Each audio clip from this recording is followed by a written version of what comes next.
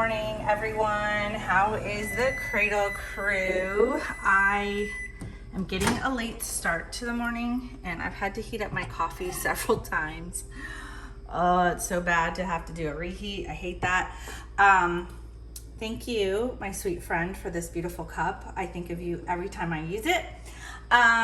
So I'm getting a little late start to the morning and I don't know why, because I slept really good last night, maybe too good. I only woke up twice, like 1 a.m. and 4 a.m. I woke up to go to the bathroom, but I went right back to sleep. So I'm gonna feed my scale babies really quick. And then I gotta let Mandy in and I gotta fix myself something to eat and get ready for the day. I'm supposed to be in the nursery by 9 a.m. Like my job is 9 to 5, even at home. So gotta get going on that. I gave this little guy some bugs already this morning. They do eat bugs, my turtle and my bearded dragon. And they also eat fruits and vegetables. So I'm gonna let him get heated up so he can process his little bugs. I'm gonna let him warm up and then I'm going to give him some veggies and see if he eats that. And then I'm gonna put them both outside in their outdoor enclosures because it's a beautiful day out. Right, Erwin?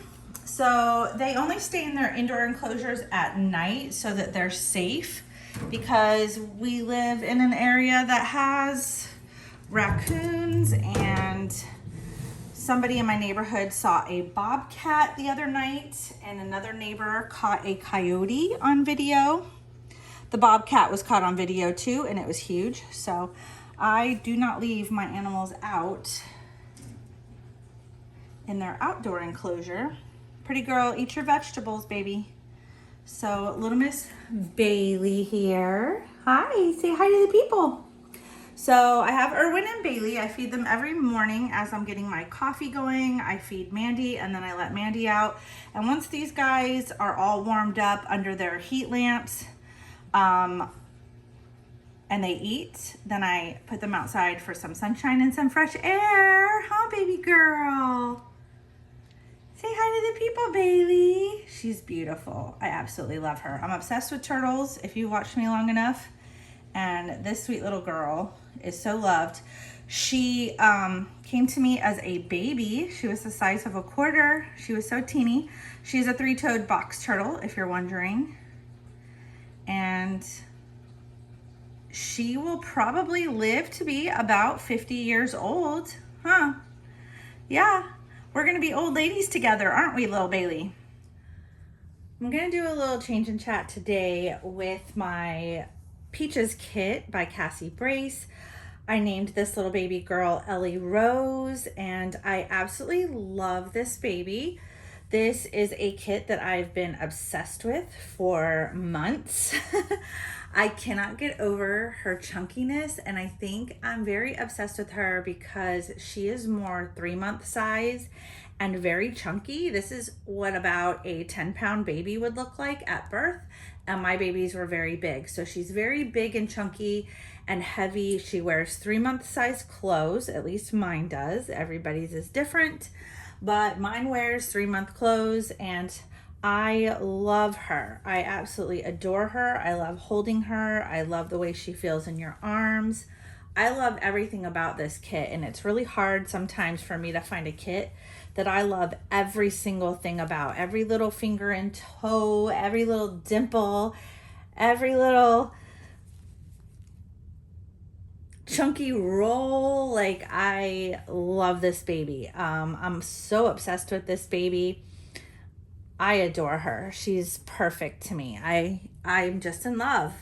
So while I'm changing this sweet little baby, I will let you know that I have another Peaches kit on my table that will be available for adoption soon, within the next probably 5 to 7 days. That baby should be done shortly. I will be doing hair on that baby today.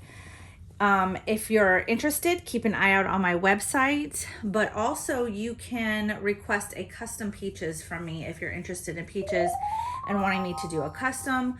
My website is kitstokradlesnursery.com, and my email is kitstokradlesnursery@gmail.com. So if you're interested in a custom, go ahead and email me. But today's subject is my family hates my reborn dolls. I get this a lot, people reaching out to me. I totally understand it. I feel it. I get it. I've been there. I never knew that having a doll hobby or collecting dolls would cause so much drama in my family, or with friends or people in general that you know that ask you about, especially me, because like, what's the first question everybody asks you when they meet you? So what do you do for a living? I have had to figure out how to dance around that. At first I was like, I'm an artist, and they're like, oh, what do you paint? So it's very difficult to explain, but I just tell people I paint lifelike dolls for women who collect dolls or can't have children or have experienced child loss, miscarriage, that sort of thing. And usually they go, oh, that's so sweet, and they let it go, because like I kind of get into the deeper part of it, not just like, oh, we're all just doll collectors and it's so fun to go shopping for them and dress them up. Like, I don't get into that. I just say, you know, it's for people who collect dolls and might have these other things going on. So that usually like quiets them down a little bit. I'm realizing she has a fairly large diaper on. I want to try, like, this is a size 2. I want to see if this size 1 diaper will fit her, because it has like sunshines on it, and we're nearing the end of summer, so I'm trying to get her dressed into a cute little summery outfit. I want to get her dressed into this little Carter's outfit. It is size 3 months. It's a little bubble romper, and it has little fruits on it and little ruffles on the booty, and she has a cute little booty. So I love putting this baby on her tummy, and you can see her little bum up in the air. Her little bum looks so cute, and so I think this would be so cute to put her like on a boppy on her tummy and show her little ruffle butt. I also love that this bubble romper will show her little sweet rolls. I have some little frilly socks to put on her and these cute shoes sent in by her auntie. And I am going to give her this little fruit and veggie ma'am pacifier. I found these at Walmart. It came in a 3-pack months and months ago, but you can still find this on Amazon. So I think today's topic is something that we can all kind of relate to in the reborn community. When we first start collecting, for some reason, we get a lot of like, I think from friends and family, and I don't know if it's because the dolls are so realistic looking and it freaks people out, or if it's also a combination of us wanting to make our dolls look so realistic that using doll clothes and doll diapers and doll carriers and stuff makes them look like dolls. And the point of Reborns is the realism, the art of it, and displaying them in such a realistic way that it, you know, makes them look more realistic. So I think people kind of freak out thinking, you know, we're treating these dolls like real children, and it's taking time away from our real children and our real families and loved ones. And we're, you know, people get all dramatic about it. Or they just think it's weird, or they're freaked out about it. Now, I get the freaked out part of it because when I was up visiting St. Augustine, we passed one of those wax museums at nighttime, and in the window were all these wax figures. And I think that they just looked so incredibly realistic that it was kind of freaky. And so I get that about the babies, that even though they're sweet, lovable, innocent, beautiful little babies, that people can still get very freaked out about them because they're so realistic. So how I handle that reaction is basically taking it as a compliment. Like, thank you. I love that you think my baby looks so real. That's how I react to it. And then people are fine after that.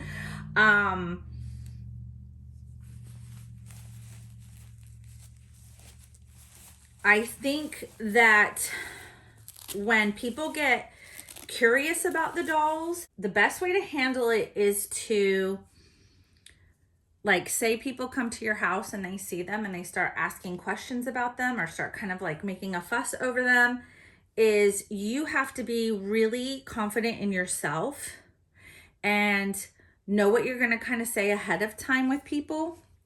You'll get used to it and you'll figure it out as you go along. But for me, once I started showing them, like I said, these are art dolls. They are collectible art dolls called Reborns.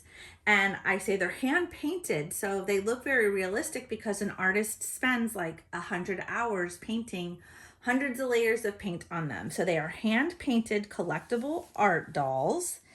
And I start to show them, like, look, they even have like veins and mottling and capillaries and milk bumps and little scratches on them and things like that. Like, so I start showing them the details. I'm like, they're very detailed.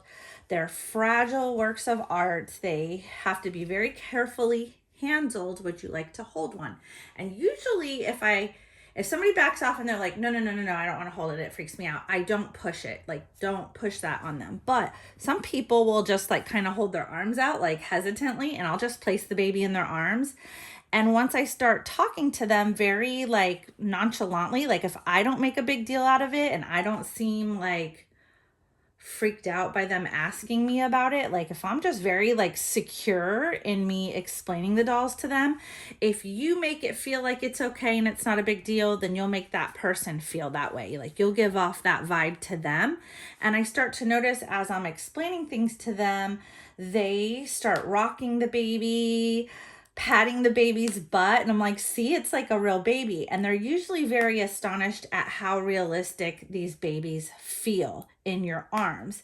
And then I start getting into like the therapeutic benefits, like, you know, for people with depression, PTSD, childhood trauma, Alzheimer's, dementia. And then they're like really shocked to hear how useful the babies are in the community, like with memory care and things like that. And you tell them about how therapeutic they are.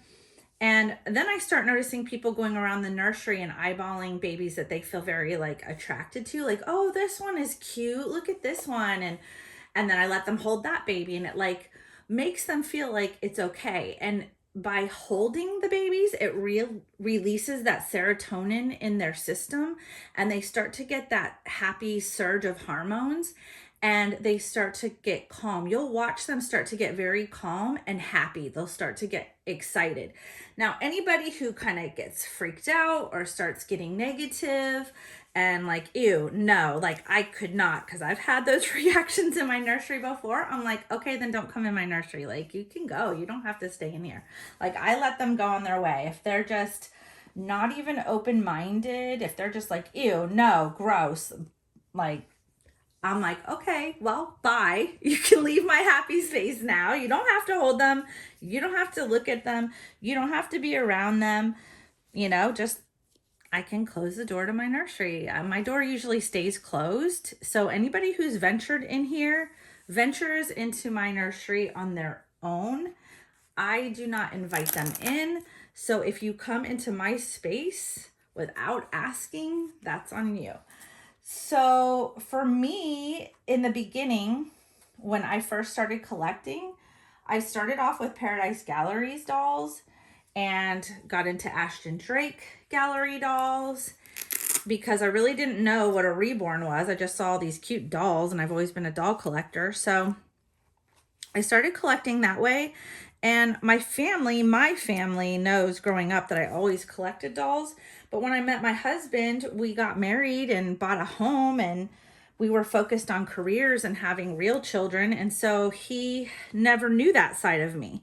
So when my kids were grown, my oldest was in high school and my youngest was in middle school, and I started collecting these dolls, he's like, I don't know if he thought I was going through a midlife crisis or having like baby lust or needing to be a grandma. That's what my children assumed. Like, oh God, mom's gonna want grandchildren. And I was like, no, I'm not ready for that yet. But he was like, what is up with this? And I was like, I just love to collect dolls. And we moved into this house, And when we were looking for new houses, I kept telling him I want an extra room for my dolls because I was literally an in the closet doll collector. Like, I had this huge walk-in closet with shelves at the time, and I was putting my babies on shelves in our closet because I had nowhere else to put them. And I also really didn't want to put them out in the open. Like, I didn't have like a cabinet or anything special, no like special setup for the dolls to display them. So they were just on a temporary like shelf in my closet. And I started watching a lot of YouTube videos. That's when I discovered YouTube and Reborn videos and Reborn channels. And I started watching and I was just like, wow, these people have like whole nurseries set up, whole rooms dedicated. So I was going to put this little gray headband on her, but I think it's too big. This might fit like Sassy or somebody bigger. Let me find another bow for her. Hang tight. So I think I found one. I think this is actually the bow that came with her when I received her. So sweet. Looks so cute on her. Brings out the pink in her outfit, which I love. So when I started looking for my house, my husband's always had an office. And so we've always owned like a 3-bedroom house. And this house has 3 bedrooms and it has like a extra family room, which my husband turned into his office. And I was like, if you have an office, then I would love to have a room of my own to work in, like a studio or like a hobby room or something. And so since my daughter had moved out on her own and my son was the only one living with us still, I used this extra room and started to make it into a doll nursery and studio. So this room is kind of 5 years in the making. I never had a plan for it. It just kind of came together piece by piece over a period of years. Along with my collection, it changed from Ashton Drake dolls and Paradise Galleries dolls to Reborns. And I grew from being just a doll collector to a doll artist and then influencer on YouTube and social media. So things have changed a lot in the last like 5 to 7 years as far as doll collecting goes.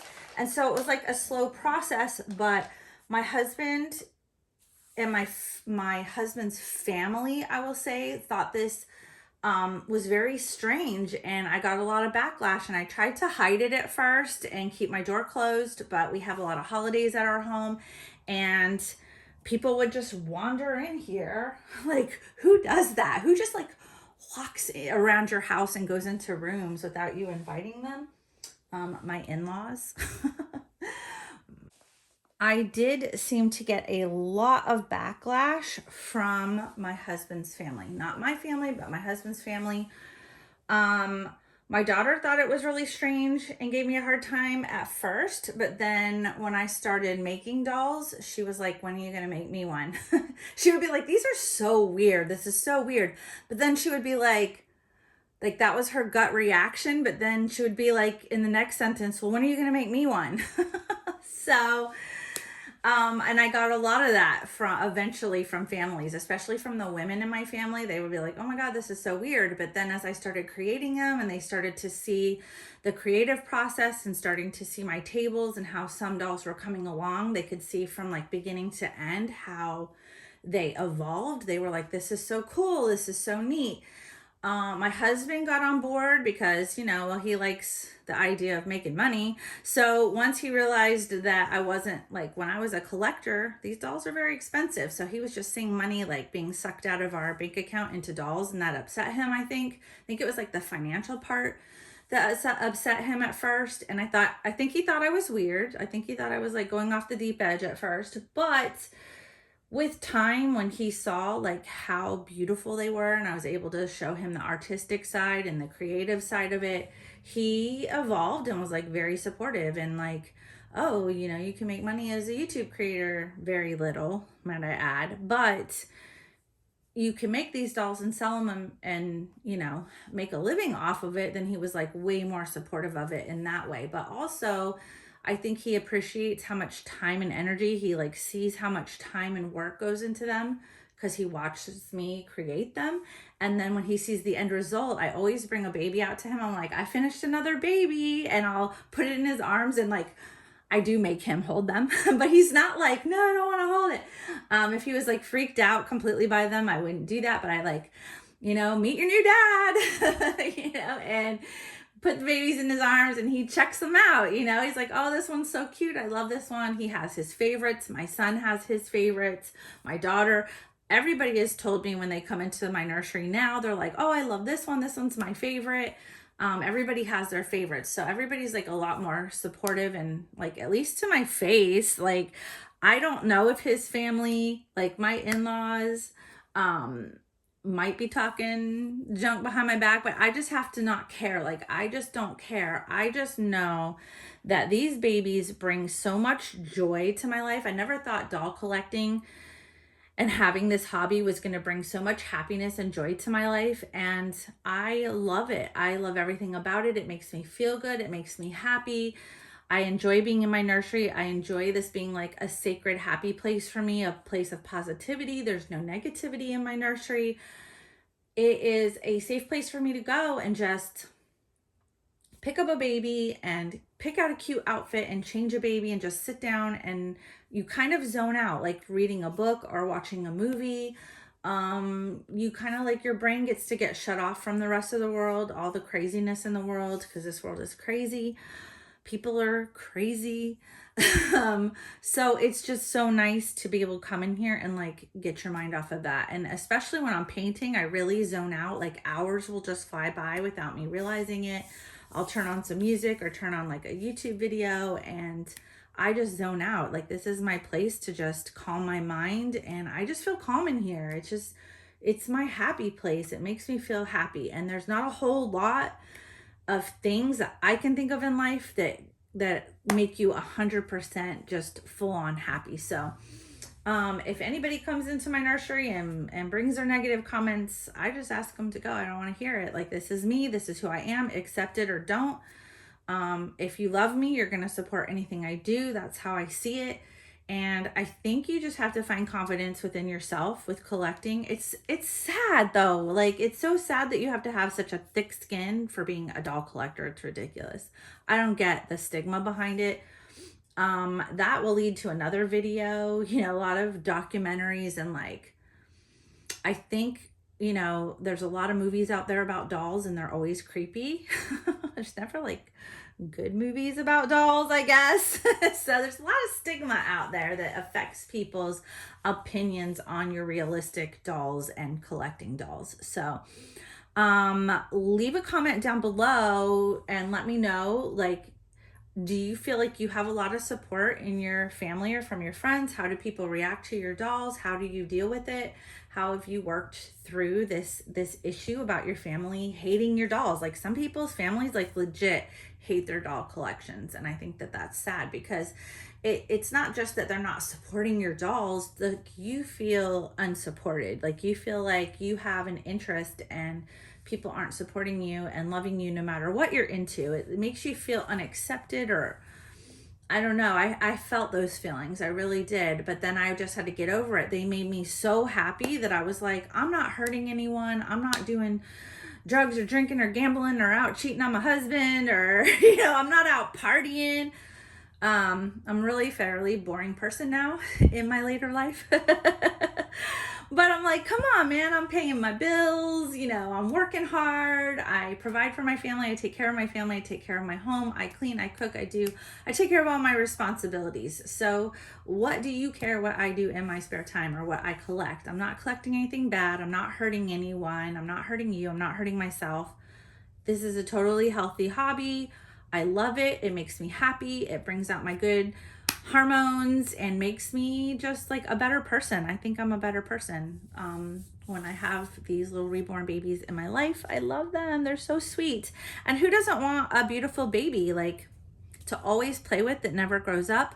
My other thing is when my kids were little, I think like a huge thing I get out of this, like a big satisfaction for me, is being able to shop for them, because I have the ability to do that. You're more settled financially later on in life. But when you're young, you're having babies at 20 years old, you know, you don't have a lot of money. So I think when my babies were little, I had nice things for them. They were dressed very cute, but it was like baby shower gifts that I was super grateful for, hand-me-downs from other people's babies that I was certainly grateful for, and I handed those down to friends and other people that needed them as well.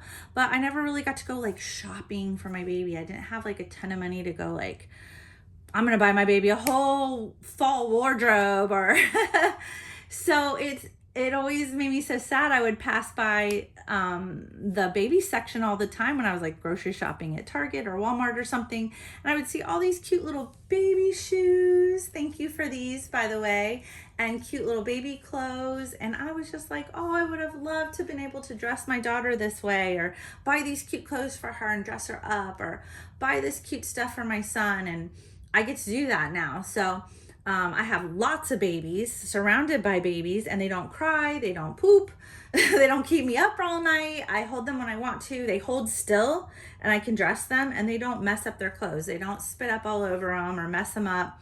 So it's fun. It's fun to be able to buy cute things for them and dress them all up and change them, and they hold still and let me do their hair and do whatever I want with them and put their shoes on. So I think it's a fun hobby. I love it, and I'm sorry if you don't feel supported out there, but you just have to be confident in knowing that this is something that makes you very happy.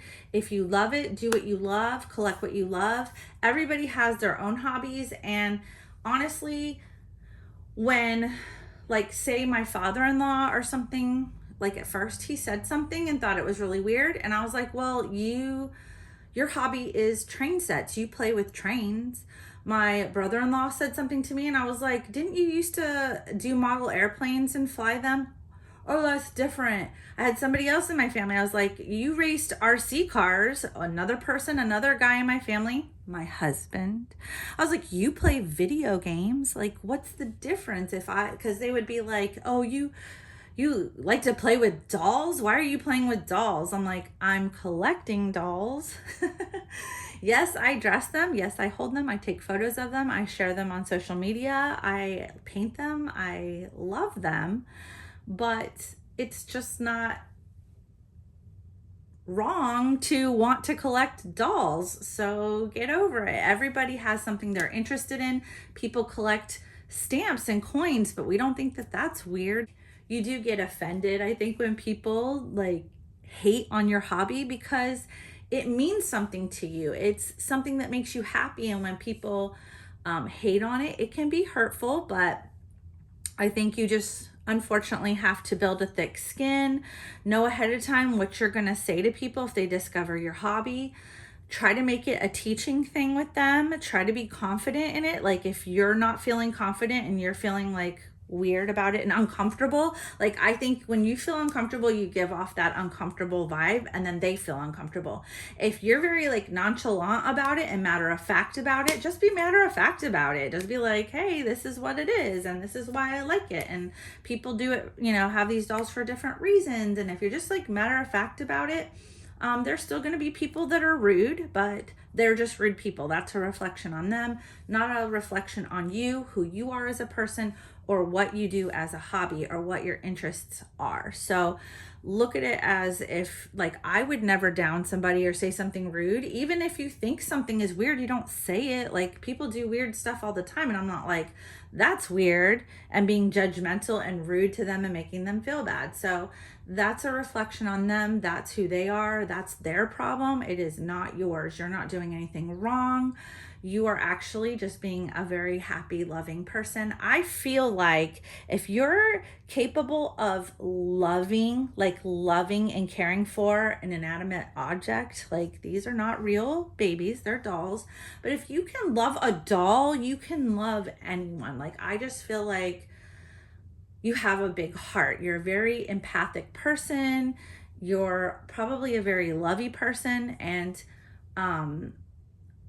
I feel like it's very easy for people to push our buttons and hurt us because we're probably very empathic people and very sensitive people. That's what an empath is. You're very sensitive.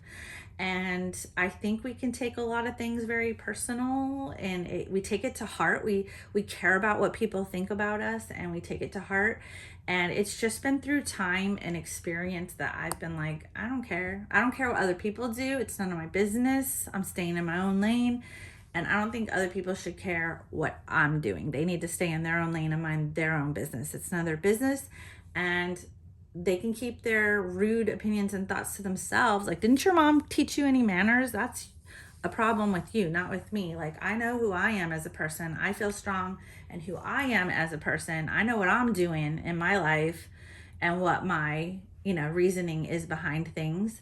So, if you can't be nice to other people, then, if, like my grandma used to say, if you don't have anything nice to say, then don't say it at all, like keep your opinion to yourself.